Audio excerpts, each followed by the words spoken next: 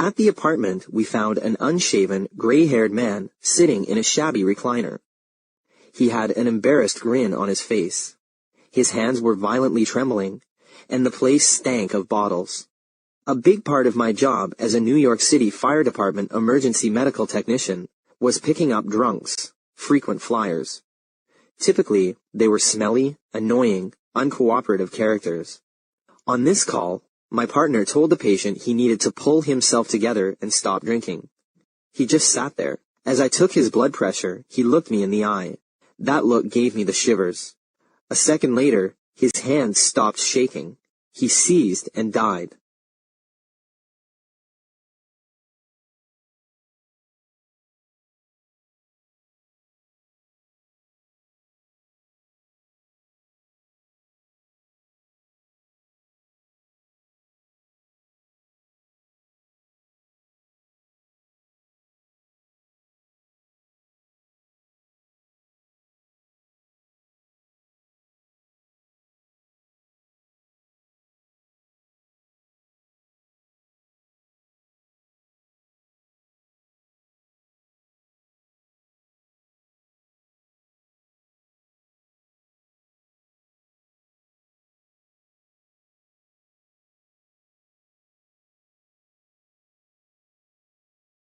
Large companies need a way to reach the savings of the public at large. The same problem, on a smaller scale, faces practically every company trying to develop new products and create new jobs. There can be little prospect of raising the sort of sums needed from friends and people we know, and while banks may agree to provide short-term finance, they are generally unwilling to provide money on a permanent basis for long-term projects. So companies turn to the public, inviting people to lend them money or take a share in the business in exchange for a share in future profits. They do this by issuing stocks and shares in the business through the stock exchange.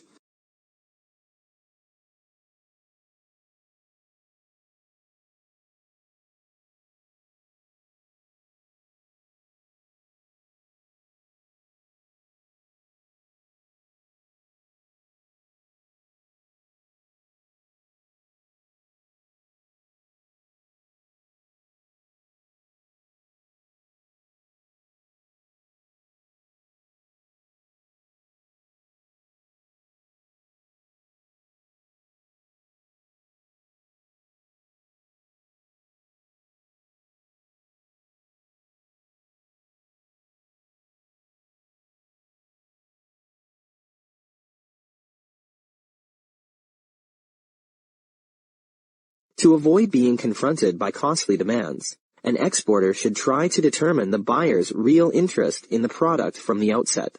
This can be ascertained through appropriate questions, but must also be based on research and other preparations before the negotiations. Only then can a suitable counter-proposal be presented. To achieve a favorable outcome from the negotiations, an exporter should draw up a plan of action beforehand, which addresses a few key issues. Experienced negotiators consider that as much as 80% of their overall time devoted to negotiations should go to such preparations. The preliminary work should be aimed at obtaining relevant information on the target market and the buyers of the product. It should also include developing counter-proposals if objections are raised on any of the exporter's opening negotiating points.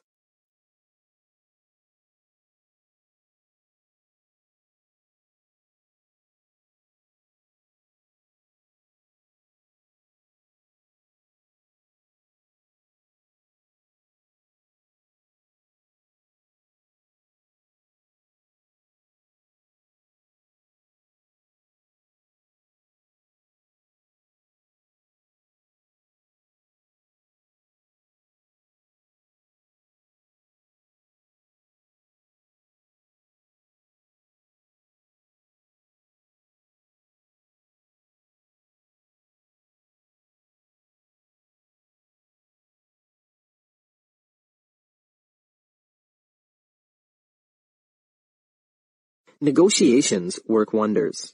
This is particularly so in international business, since it is mostly through negotiations that exporters and importers bridge their differences and reach a fair and mutually satisfactory deal. By presenting a more comprehensive negotiating package in a well-planned and organized manner, exporters should be able to improve the effectiveness of their business discussions, and in the long term, the profitability of their export operations.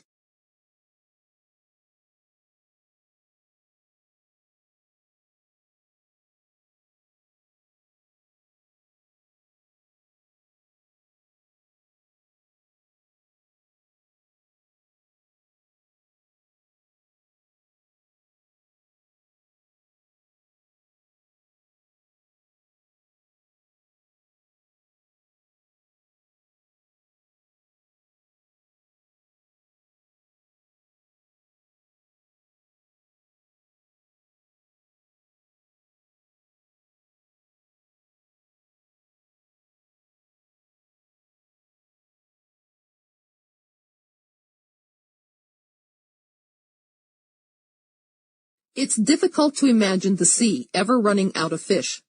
It's so vast, so deep, so mysterious. Unfortunately, it's not bottomless. Overfishing, coupled with destructive fishing practices, is killing off the fish and ruining their environment. Destroy the fish, and you destroy the fisherman's means of living. At least 60% of the world's commercially important fish species are already overfished or fished to the limit. As a result, governments have had to close down some areas of sea to commercial fishing.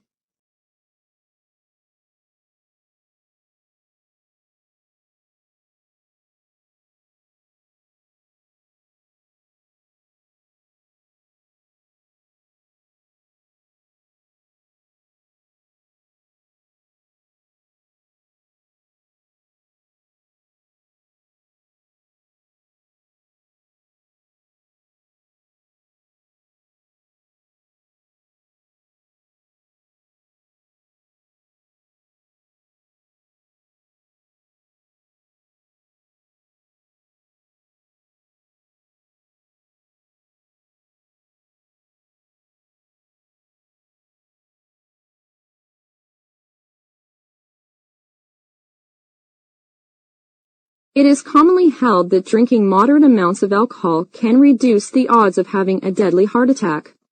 More noteworthy benefits to the heart have occurred when people had 3 to 7 drinks per day, but doctors advise against that because heavy drinking is associated with a host of problems. It can be liver damages or impaired fertility.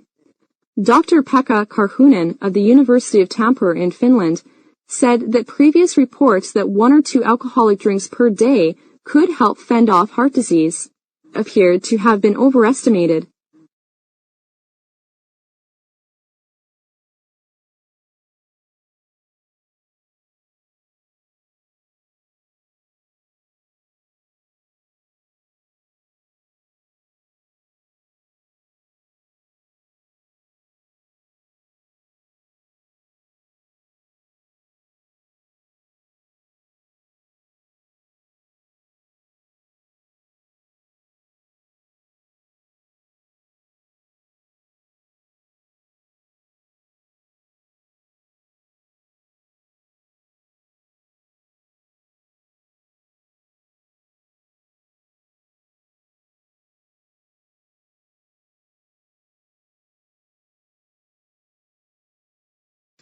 In the humanities, authors write to inform you in many ways. These methods can be classified into 3 types of informational writing: factual, descriptive, and process. Factual writing provides background information on an author, composer, or artist, or on a type of music, literature, or art. Examples of factual writing include notes on a book jacket, or album cover and longer pieces, such as an article describing a style of music, which you might read in a music appreciation course. This kind of writing provides a context for your study of the humanities.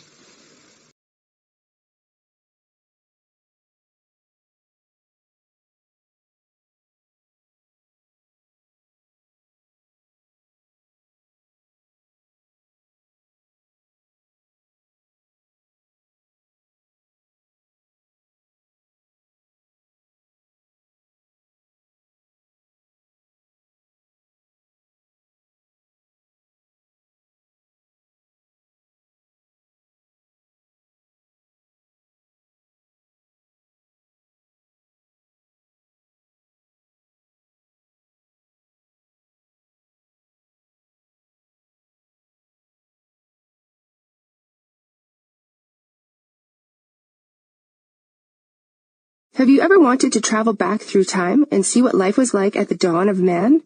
Well, museums can make history come alive. And one museum in particular can take you on a thrilling journey from the beginning of human culture to the present day. It is the British Museum. Being one of the largest museums in the world, it is home to over 7 million objects from the world's continents.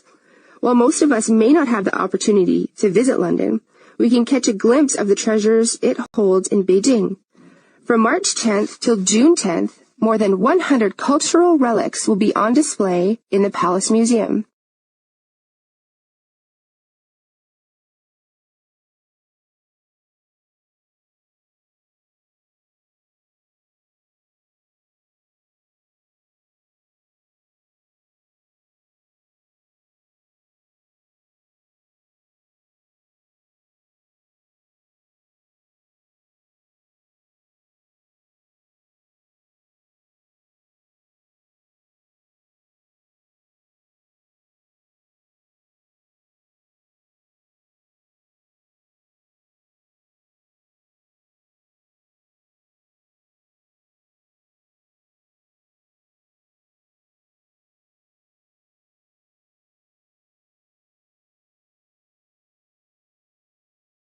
A man steps on what seems like solid ground, but discovers with horror that the ground is giving way beneath his feet. The man struggles desperately, but he is mercilessly trapped. He cannot escape. Slowly he sinks deeper and deeper until at last he is gone, buried in the treacherous earth. The solid ground was solid only in appearance. It was actually quicksand, which is a deep mass of fine sand mixed with water. How is quicksand formed? Water pushes up from below the surface and is held by the sand. The grains of sand are forced apart by the water. They cannot hold any weight. The subsurface water may have come from a spring, a river, or a stream.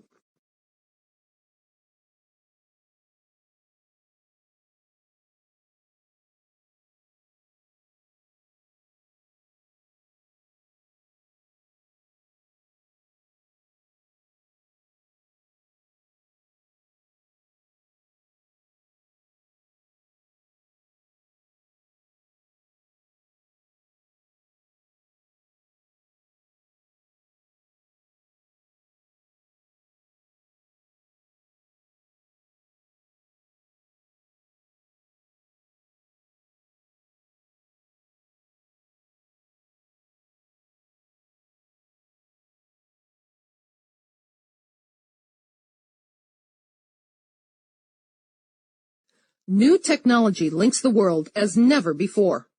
Our planet has shrunk. It's now a global village where countries are only seconds away by fax or phone or satellite link. And, of course, our ability to benefit from this high-tech communications equipment is greatly enhanced by foreign language skills. Deeply involved with this new technology is a breed of modern business people who have a growing respect for the economic value of doing business abroad. In modern markets, success overseas often helps support domestic business efforts.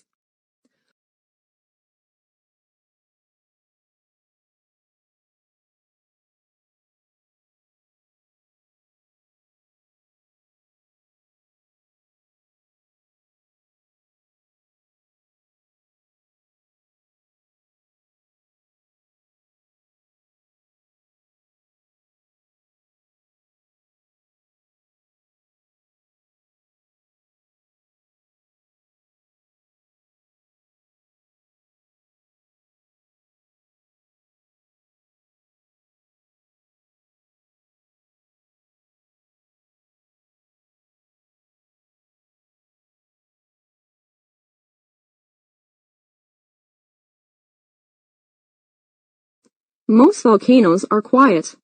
They rest peacefully for hundreds of years. No one pays much attention to them. Mount St. Helens was one of these volcanoes. Until 1980, it was a beautiful recreation area. Its last eruption had been 123 years ago. No one was worried about another one. In March 1980, Mount St. Helens began to make noises. At first, there were some shaking movements. Then, small eruptions occurred. Some residents left immediately. Others felt there was no danger. But on the morning of May 18, 1980, the mountain blew its top.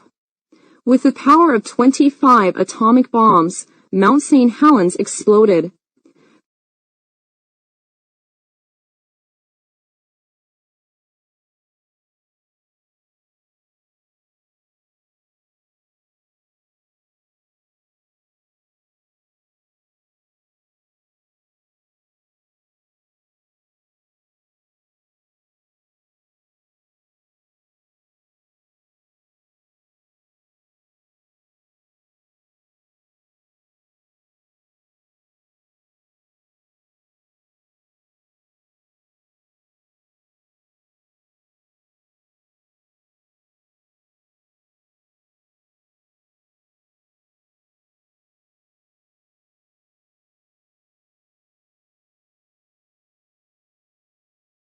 Radiation is the greatest known danger to explorers in space. The unit of radiation is called rem. Scientists have reason to think that a man can put up with far more radiation than 0.1 rem without being damaged. The figure of 60 rems has been agreed on. The trouble is that it is extremely difficult to be sure about radiation damage. A person may feel perfectly well, but the cells of his or her sex organs may be damaged, and this will not be discovered until the birth of deformed children or even grandchildren. Missions of the Apollo flights have had to cross belts of high amounts of REMs. So far, no dangerous amounts of radiation have been reported, but the Apollo missions have been quite short. We simply do not know yet how men are going to get on when they spend weeks and months outside the protection of the atmosphere, working in a space laboratory. Drugs might help to decrease the damage done by radiation, but no really effective ones have been found so far.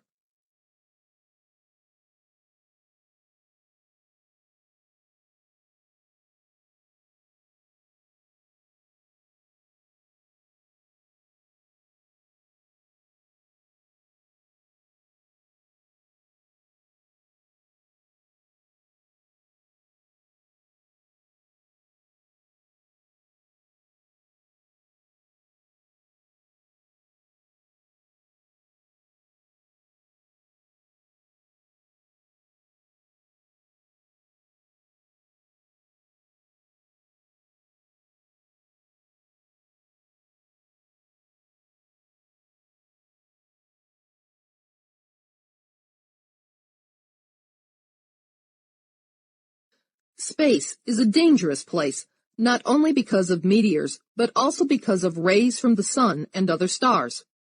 The atmosphere again acts as our protective blanket on Earth. Light gets through, and this is essential for plants to make the food which we eat. Heat, too, makes our environment endurable. Various kinds of rays come through the air from outer space, but enormous quantities of radiation from the sun are screened off. As soon as men leave the atmosphere, they are exposed to this radiation, and their spacesuits, or the walls of their spacecraft, if they are inside, do prevent a lot of radiation damage.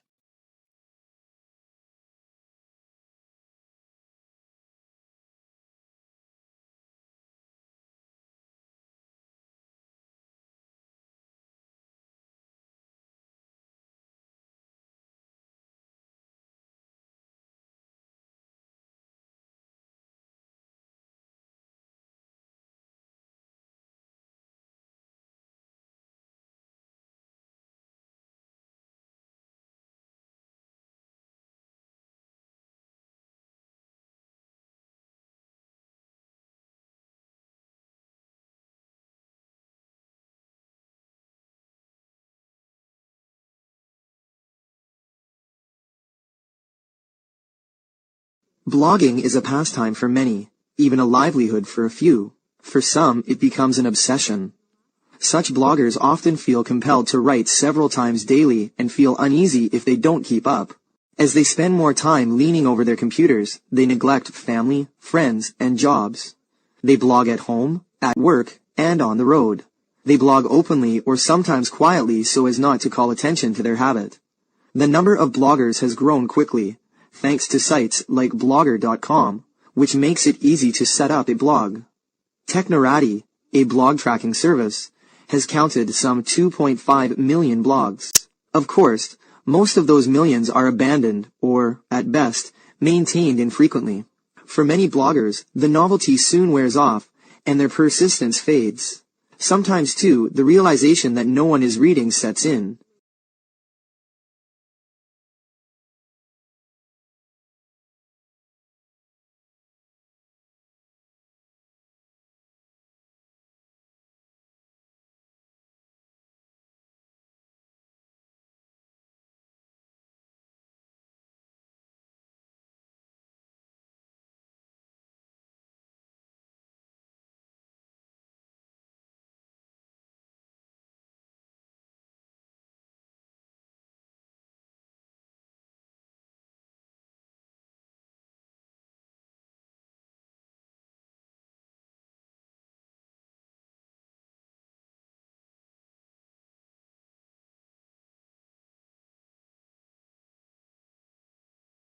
Around 120 years ago, Ebbinghaus began his study of memory.